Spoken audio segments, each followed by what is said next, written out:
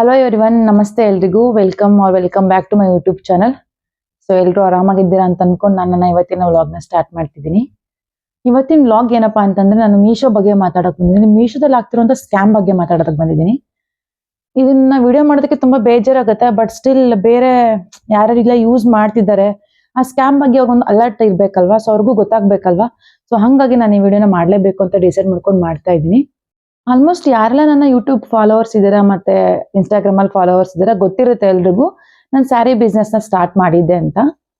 So ಚೆನ್ನಾಗಿ ಆಗ್ತಾ ಇತ್ತು, ಬಟ್ ಒಂದು 1.5 ಮಂತ್ ಆದ್ಮೇಲೆ ನಾನು ಮೀಶೋನ ಚೂಸ್ ಮಾಡ್ತೀನಿ. ಸೊ ನೋಡೋಣ, ಇದರಲ್ಲೂ ಆರ್ಡರ್ಸ್ ಬಂದ್ರೆ ಯಾರು ತಾನೇ ಆಸೆ ಇರಲ್ಲ ಆರ್ಡರ್ಸ್ ಬಂದ್ರೆ ತಗೋಬಹುದು ಅಂತ. ಸೊ ಹಾಗಾಗಿ ಮೀಶೋನ ಚೂಸ್ ಮಾಡಿ ನಾನು ಮೀಶೋದಲ್ಲಿ ಆರ್ಡರ್ ಮಾಡ್ತೀನಿ. ಮೀಶೋದಲ್ಲೂ ಕೂಡ ಆರ್ಡರ್ಸ್ ಚೆನ್ನಾಗಿ ಬಂತು, ಇಲ್ಲ ಅಂತಿಲ್ಲ. ಒಂದು 6 to 7 ಆರ್ಡರ್ಸ್ ಬಂದ್ಮೇಲೆ ನನಗೆ ಒಂದು ರಿಟರ್ನ್ ಬರುತ್ತೆ. ಸೊ ಆ ರಿಟರ್ನ್ ಅಲ್ಲಿ ನನಗೆ ರೀಸನ್ ಮೆನ್ಷನ್ ಮಾಡಿರೋದು ಏನಂದ್ರೆ, ಸೊ ಕಸ್ಟಮರ್ ಎಂತ ರೀಸನ್ ಮೆನ್ಷನ್ ಮಾಡಿದ್ರು ಅಂದ್ರೆ, ಪ್ರಾಡಕ್ಟ್ ಆಸ್ ಪರ್ ದ ಪಿಕ್ ಇಲ್ಲ ಅಂತ, ಅಂದ್ರೆ ಏನವರು ಮೀಶೋದಲ್ಲಿ ನೋಡ್ತಾರಲ್ವ, ಸೊ ಆ ತರ ಎಲ್ಲ ಕಂಪ್ಲೀಟ್ ಆಗಿ ಡಿಫ್ರೆಂಟ್ ಇದೆ ಅಂತ ಮೆನ್ಷನ್ ಮಾಡಿರ್ತಾರೆ. ಸೊ ನಾನು ಅದಕ್ಕೆ ಏನಂತ ಅನ್ಕೊಳ್ತೀನಿ ಅಂದ್ರೆ, ಮೇ ಬಿ ಕಲರ್ ವೇರಿ ಆಗಿರ್ಬೇಕು. ಫೋಟೋದಲ್ಲಿ ಸ್ಲೈಟ್ ಆಗಿ ವೇರಿ ಆಗುತ್ತೆ ಕಲರ್ ಅಲ್ಲಿ. ಫೋಟೋನ ಕ್ಯಾಪ್ಚರ್ ಮಾಡಿ ಮೀಶೋದಲ್ಲಿ ಅಪ್ಲೋಡ್ ಮಾಡಿದಾಗ ಮೇ ಬಿ ಅದರಿಂದ ಅವರು ಆ ತರ ರೀಸನ್ ಮೆನ್ಷನ್ ಮಾಡಿರ್ತಾರೆ ಅಂತ ಅನ್ಕೊಂಡಿದ್ದೆ. ನಾನು ಎಕ್ಸ್ಪೆಕ್ಟೇ ಮಾಡಿರ್ಲಿಲ್ಲ ಅವರು ನನಗೆ ಬೇರೆ ಸ್ಯಾರಿ ಕಳಿಸ್ತಾರೆ ಅಂತ. ಅದು ಬ್ಲಾಕ್ ವಿತ್ ಯೆಲ್ಲೋ ಸ್ಯಾರಿ ನನ್ನ ಇನ್ಸ್ಟಾಗ್ರಾಮ್ ಅಲ್ಲಿ ತುಂಬಾ ವೈರಲ್ ಆಗಿದೆ ಆ ಸ್ಯಾರಿ. ಎಷ್ಟು ಬೇಜಾರಾಯ್ತು ಅಂತಂದ್ರೆ, ಅವರು ರಿಟರ್ನ್ ಕಳಿಸಿರೋ ಸ್ಯಾರಿ ನೋಡಿದಾಗ, ನಾನು ಯಾವ ಸ್ಯಾರಿನ ಕಳ್ಸಿದ್ದೆ ಅಂತ ನಾನು ನಿಮ್ಗೆ ಮೇಲೆ ಅಥವಾ ಯಾವ್ದಾರು ಒಂದ್ ಕಡೆ ವಿಡಿಯೋ ಹಾಕಿರ್ತೀನಿ ಪ್ಯಾಕ್ ಮಾಡೋದನ್ನ ನೋಡಿ. ಈ ಸ್ಯಾರಿ ಕಳಿಸ್ತಾರೆ. 1500 rupees ಸ್ಯಾರಿ ತಗೊಂಡು ಈ ಸ್ಯಾರಿನ ನನ್ಗೆ ಅವ್ರು ಕಳ್ಸಿದ್ದಾರೆ. ನೋಡ್ತಾ ಇರ್ಬೋದು ನೀವು ಎಷ್ಟು ವರ್ಸ್ಟ್ ಆಗಿದೆ ಸ್ಯಾರಿ ಅಂತ.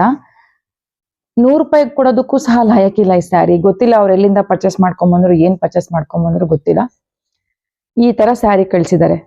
ಈ ತರ ಮೋಸ ಮಾಡಿ ಆದ್ರೂ ಬೇರೆಯವ್ರ ಹತ್ರ ಬಟ್ಟೆಗಳನ್ನ ಪರ್ಚೇಸ್ ಮಾಡೋ ಅವಶ್ಯಕತೆ ಇದೆಯಾ? ನನ್ಗೆ ಇನ್ನೊಂದ್ ಏನ್ ಅರ್ಥ ಆಗಲ್ಲ ಅಂದ್ರೆ, ಯಾಕೆ ಈ ತರ ಮಾಡ್ತಿದಾರೆ ಜನ? ಯೂಶಲಿ ಈ ಸ್ಯಾರಿ ಬಿಸ್ನೆಸ್ ನ ಚೂಸ್ ಮಾಡೋದೇ ಹೌಸ್ ವೈಫ್ಸ್. ಮನೇಲಿ ಏನೋ ಸುಮ್ನೆ ಇರೋದಕ್ಕಿಂತ ಏನೋ ಒಂದ್ ಮಾಡಿ ಸ್ವಲ್ಪ ಅರ್ನ್ ಮಾಡ್ಕೊಳ್ಳೋಣ, ನಮ್ ಖರ್ಚಕ್ಕಾದ್ರೂ ಮಾಡ್ಕೊಳ್ಳೋಣ ಅಂತ ಪಾಪ ಹೌಸ್ ವೈಫ್ಸ್ ನಂತರದವ್ರು ಎಲ್ಲರೂ ಕೂಡ ಟ್ರೈ ಮಾಡ್ತಾರೆ. ಬಟ್ ಈ ತರ ಆದಾಗ ನನ್ಗೆ ಎಸ್ಪೆಷಲಿ ಫಾರ್ ಎಕ್ಸಾಂಪಲ್ ನನ್ಗೇನೆ ಈ ತರ ಆದಾಗ ನನ್ಗೆ ಯಾವ ಬಿಸ್ನೆಸ್ ಬೇಡಪ್ಪ ಅಂತ ಬೇಜಾರಾಗ್ಬಿಟ್ಟಿದೆ. ಸೊ ಅದೇ ತರ ಬೇರೆಯವ್ರಿಗೂ ಅನ್ಸುತ್ತೆ. ಹಾಗೆ ಇನ್ನೊಂದ್ ಸ್ವಲ್ಪ ದಿವಸ ಬಿಟ್ಟು ಓಕೆ ಫೈನ್, ಒಂದ್ ಆರ್ಡರ್ ಆಗುತ್ತೆ, ಓಕೆ ಫೈನ್ ಆಯ್ತು, ಮೀಶೋದಲ್ಲೆಲ್ಲ ಇದನ್ನ ನಾನು ರಿಟರ್ನ್ ಎಲ್ಲ ಈ ತರ ಬಂದಿದೆ ಅಂತ ವಿಡಿಯೋಸ್ ಎಲ್ಲ ಮಾಡ್ಕೊಂಡೆ ಅಪ್ಲೋಡ್ ಮಾಡಿದೆ, ಕ್ಲೈಮ್ ಆಯ್ತು, ಫೈನ್, ನನ್ಗೆ ಅಮೌಂಟ್ ಬಂತು, ನನ್ಗೆ ಅದ್ರ ಬಗ್ಗೆ ಏನು ವರಿ ಇಲ್ಲ, ಓಕೆ ಫೈನ್.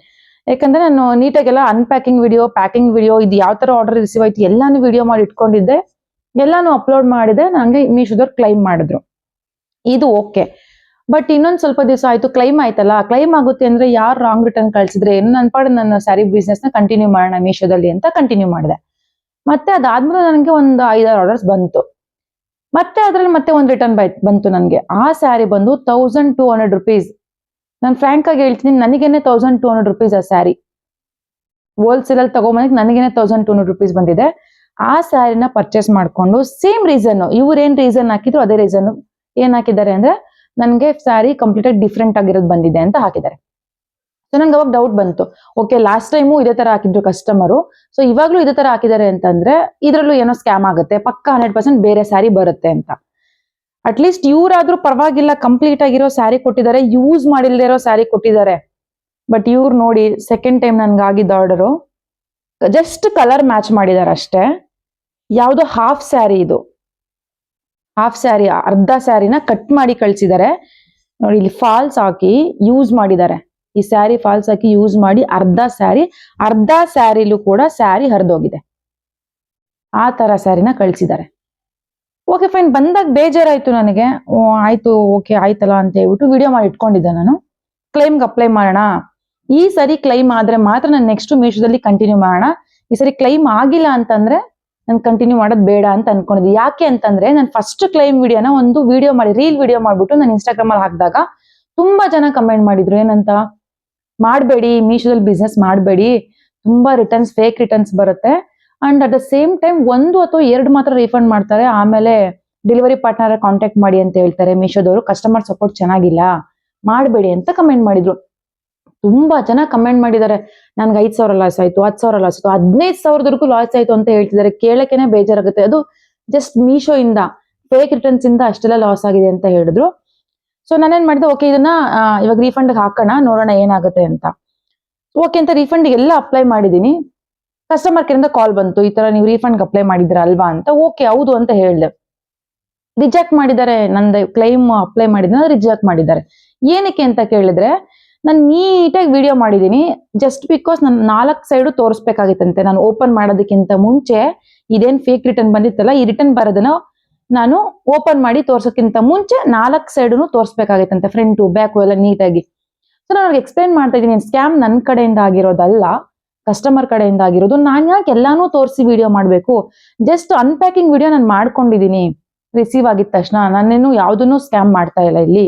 ನೀವು ಅದೆಲ್ಲ ಗೊತ್ತಿದ್ರು ಏನಕ್ಕೆ ನೀವು ಈ ತರ ಮಾಡ್ತಾ ಇದ್ದೀರಾ ಅಂತ ಕೇಳಿದ್ರೆ ಏನು ರೆಸ್ಪಾನ್ಸ್ ಇಲ್ಲ. ಅಂಡ್ ದೆನ್ ಆಯ್ತು ನಿಮ್ ಕೈಲಿ ಆಗಲ್ಲ, ನಿಮ್ ಹೈಯರ್ ಮ್ಯಾನೇಜರ್ಸ್ ಯಾರು ಇರ್ತಾರೆ, ಟೀಮ್ ಲೀಡರ್ಸ್ ಯಾರು ಇರ್ತಾರೆ, ಸೊ ಅವ್ರು ಕನೆಕ್ಟ್ ಮಾಡಿ ನಾನು ಅವ್ರ ಹತ್ರ ಮಾತಾಡ್ಬೇಕು ಅಂದ್ರೆ ಕನೆಕ್ಟ್ ಮಾಡಕ್ಕೆ ರೆಡಿ ಇಲ್ಲ, ಕನೆಕ್ಟೇ ಮಾಡ್ತಾ ಇಲ್ಲ. ನಾನು ಹೇಳ್ತಿದ್ದೀನಿ ಅವ್ರಿಗೆ ಕಂಪ್ಲೇಂಟ್ ರೈಸ್ ಮಾಡ್ತೀನಿ, ನೀವು ಈ ತರ ಎಲ್ಲ ಮಾಡ್ತಾ ಇದ್ದೀರಾ. ಜಸ್ಟ್ ಬಿಕಾಸ್ ನಾನು 4 ಸೈಡ್ಸ್ ತೋರಿಸಿಲ್ಲ ಅಂತ ಕ್ಲೈಮ್ ನ ನೀವು ರಿಜೆಕ್ಟ್ ಮಾಡೋ ಅಂತ ರೈಟ್ಸ್ ನಿಮ್ಗಿಲ್ಲ.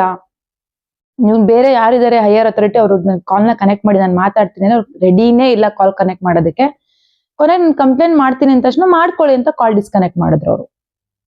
ಸೊ ನಾವಾಗ ಹೆಂಗಾಗತ್ತೆ ಅಂದ್ರೆ, ಕಸ್ಟಮರ್ ಸಪೋರ್ಟೇ ಚೆನ್ನಾಗಿಲ್ಲ ಅಂದಾಗ ನಾವ್ ಯಾರ ಹತ್ರ ಏನೋ ಮಾತಾಡಕ್ಕಾಗಲ್ಲ. ಬಿಕಾಸ್ ನಾವು ನಮ್ ಓನ್ ರಿಸ್ಕ್ ಇಂದ ಬಿಸ್ನೆಸ್ ಸ್ಟಾರ್ಟ್ ಮಾಡಿರ್ತೀವಿ. ಅವ್ರೇನ್ ಬಂದ್ ನಮ್ಗೆ ಹೇಳಿರಲ್ಲ ನೀವು ಮಾಡಿ ನಾವು ಹೆಲ್ಪ್ ಮಾಡ್ತೀವಿ ಅಂತ. ಸೊ ಇವಾಗ ಕಸ್ಟಮರ್ ಇನ್ನೊಂದು ಪ್ರಾಬ್ಲಮ್ ಏನಪ್ಪಾ ಅಂದ್ರೆ, ಮೀಶೋದಲ್ಲಿ ಕಸ್ಟಮರ್ ಕೇರ್ ನಂಬರೇ ಇಲ್ಲ. ಅವರೇ ಕಾಲ್ ಮಾಡಿದ್ರೆ ಮಾತ್ರ ನಮ್ಗೆ ಅವ್ರ ಕಸ್ಟಮರ್ ಕೇರ್ ಸಿಗ್ತಾರೆ, ಅದರ್ವೈಸ್ ನಮ್ಗೆ ಯಾರು ಸಿಗಲ್ಲ. ಸೊ ಅವರೇ ಕಾಲ್ ಮಾಡಿದಾಗ್ಲೂ ನಾವೇ ಮಾತಾಡ್ತಾ ಇದ್ರೆ ಅವ್ರು ಕಟ್ಟೆ ಮಾಡ್ಬಿಡ್ತಾರೆ, ಡಿಸ್ಕನೆಕ್ಟ್ ಮಾಡೇ ಬಿಡ್ತಾರೆ. ಅವ್ರೇನು ಕನ್ಸನ್ನೇ ತೋರ್ಸಲ್ಲ. ಅವ್ರು ಏನು ಓಕೆ ಕಸ್ಟಮರ್ ಏನೋ ಮಾತಾಡ್ತಿದಾರೆ ಕೇಳಿಸ್ಕೊಳ್ಳೋಣ ಅನ್ನೋದು ಇಲ್ಲ. ಅವರು ಆತರ ತುಂಬಾನೇ ಬಿಹೇವಿಯರೇ ಚೆನ್ನಾಗಿರ್ಲಿಲ್ಲ ಅವ್ರದ್ದು. ಅವ್ರು ಮಾತಾಡೋ ರೀತಿನೇ ಚೆನ್ನಾಗಿರ್ಲಿಲ್ಲ. ತುಂಬಾ ಬೇಜಾರಾಯ್ತು ನನ್ಗೆ. ಯಾವ್ದಾರ ಒಂದು ಸರ್ವಿಸ್ ಇದೆ ಅಂದ್ರೆ ಕಸ್ಟಮರ್ ಕೇರ್ ತುಂಬಾ ಇಂಪಾರ್ಟೆಂಟ್ ಆಗುತ್ತೆ, ಬಟ್ ಅದೇ ಚೆನ್ನಾಗಿಲ್ಲ ಮೇನ್ ಆಗಿ ಅವ್ರದ್ದು. ಸೊ ನೋಡಿ, ಇದನ್ನು ಸಹ ಕ್ಲೈಮ್ ರಿಜೆಕ್ಟ್ ಆಯ್ತು. ಆ ಸ್ಯಾರಿ ನೋಡಿದ್ರೇನೆ ಬೇಜಾರಾಗತ್ತೆ ನನಗೆ, ಅಷ್ಟು ವರ್ಸ್ಟ್ ಅನ್ನಿಸ್ತು ನನ್ಗೆ. ಸೊ ಇದೆಲ್ಲ ಆಯ್ತು, ಕ್ಲೈಮ್ ರಿಜೆಕ್ಟ್ ಆಯ್ತು ಅಂತ ಹೇಳಿ ನಾನು ಮೀಶೋದಲ್ಲಿ ಅಕೌಂಟ್ ಡಿಲೀಟ್ ಮಾಡೋಣ, ಇನ್ನು 2 ಪೇಮೆಂಟ್ಸ್ ಬರೋದಿದೆ, ಅಕೌಂಟ್ ಡಿಲೀಟ್ ಮಾಡ್ಬೇಕು ಅಂತ ಅನ್ಕೊಂಡೆ. ನೋಡಿದ್ರೆ ಮತ್ತೆ 2 ಸ್ಯಾರಿ ಹೋಗಿರೋದು ಕೂಡ ರಿಟರ್ನ್ ಬಂದಿದೆ. ಒಂದು RTO ರಿಟರ್ನ್ ಬಂದಿದೆ, ಒಂದು ಕಸ್ಟಮರ್ ಡೆಲಿವರಿನೇ ಆಗಿಲ್ಲ. ಸೊ ಅದಕ್ಕೆ ನನಗೆ ರಿಟರ್ನ್ ಬಂದಿದೆ. ಇನ್ನೊಂದು ಕಸ್ಟಮರ್ ರಿಟರ್ನ್ ಮಾಡಿದ್ದಾರೆ. ಈಗ ನನ್ಗೆ ಏನಾಗ್ತಿದೆ, ಮೇ ಬಿ ಆ ರಿಟರ್ನ್ ಕೂಡ ಫೇಕ್ ಇರ್ಬೋದೇನೋ. ಸೊ ಯಾಕಂದ್ರೆ ಈ ಕಂಟಿನ್ಯೂಸ್ ಆಗಿ ಬಂದಿರೋ ಆರ್ಡರ್ ಎಲ್ಲ ನನ್ಗೆ ರಿಟರ್ನ್ ಬರ್ತಾ ಇದೆ ಅಂದ್ರೆ, ಸಮ್ಟೈಮ್ಸ್ ನನ್ಗೆ ಏನ್ ಫೀಲ್ ಆಗುತ್ತೆ ಅಂದ್ರೆ, ನಿಜವಾಗ್ಲೂ ಕಸ್ಟಮರೇ ಮಾಡ್ತಿದ್ದಾರಾ, ಅಥವಾ ಈ ಡೆಲಿವರಿ ಪಾರ್ಟ್ನರ್ಸ್ ಇರ್ತಾರಲ್ಲ. ಯಾಕಂದ್ರೆ ನಮ್ಗೆ ಆರ್ಡರ್ ಮಾಡಿದಾಗ AWB ನಂಬರ್ ಬೇರೆ ಇರುತ್ತೆ. ಸೊ ಅವ್ರ ಆರ್ಡರ್ ತಗೊಂಡ್ ಮೇಲೆ ನಾವೇನ್ ಕಂಡೀಷನ್ ಕೊಟ್ಟಿರ್ತೀವೋ ಅದೇ ಕಂಡೀಷನ್ ಕಸ್ಟಮರ್ ರಿಟರ್ನ್ ಕೊಡಲ್ಲ, ಸುಮ್ನೆ ಯಾವ್ದೋ ಒಂದು ಕವರಲ್ಲಿ ಹಾಕ್ಬಿಟ್ಟು ಕೊಡ್ತಾರೆ. ಸೊ ಅದನ್ನ ತಗೊಂಡ್ ಬಂದು ಡೆಲಿವರಿ ಏಜೆಂಟ್ಗಳು ಅವ್ರದ್ದೇನ್ ವೇರ್ ಹೌಸ್ ಇರುತ್ತೆ ಅಲ್ಲಿ ಅವರು ಮತ್ತೆ ರಿಟರ್ನ್ AWB ನಂಬರ್ನ ಕ್ರಿಯೇಟ್ ಮಾಡ್ತಾರೆ. ಸೊ ಆ ಟೈಮಲ್ಲಿ ಅಲ್ಲೇನಾದ್ರೂ ಮಾಡ್ತಿದಾರ ಸ್ಕ್ಯಾಮ್ ನ ಒಂದು ಗೊತ್ತಾಗ್ತಾ ಇಲ್ಲ.